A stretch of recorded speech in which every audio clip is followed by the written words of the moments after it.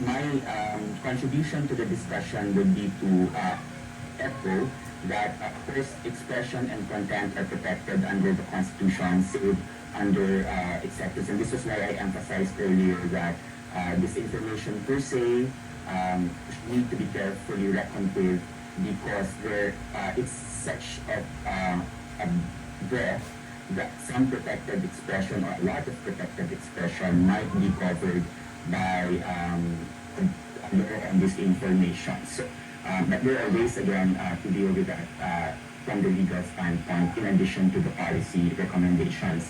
So we have fact-checking, of course, platforms do that, although as discussed by Dr. Kanek, have taken a different path here. Media literacy. So some studies, especially let's say this case study from West African countries, tell us that when students are taught media literacy and critical thinking skills, they are able to better combat this information because the end user or those who are targeted with this information are able to discern the type of information that they are receiving. And so, again, to the point that was asked in the invitation to talk about education, education is really an important part of it, but really tailored education and also in the formative stages because, and also the universities will be very important because critical thinking is also developed at that level, a deeper critical thinking.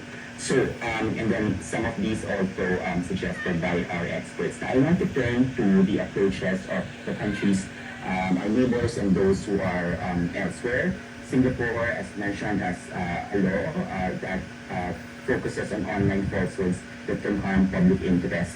And some of the remedies in this law would be correction orders. So I think you scale it. In international law also requires us to be proportionate in our response. So if the response to the type of harm can be remedied by a correction order, we don't need to remove it.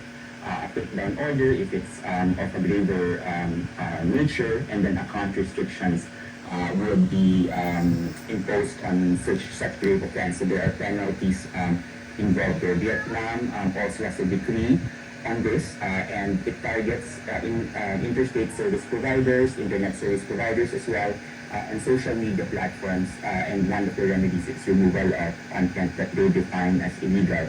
Mexico's government has a fact-checking site, so this is also an important countermeasure used broadly so that there is a government source that counter-checks whatever information, false information is out there.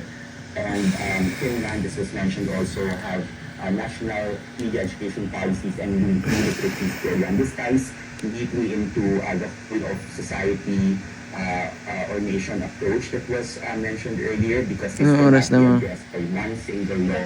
Only 7:54. Hindi, mamaya ulit. Hindi na ako nakatulog ng maayos eh. Be proactive in preventing future basta pagkising ko na lang po. Nigeria has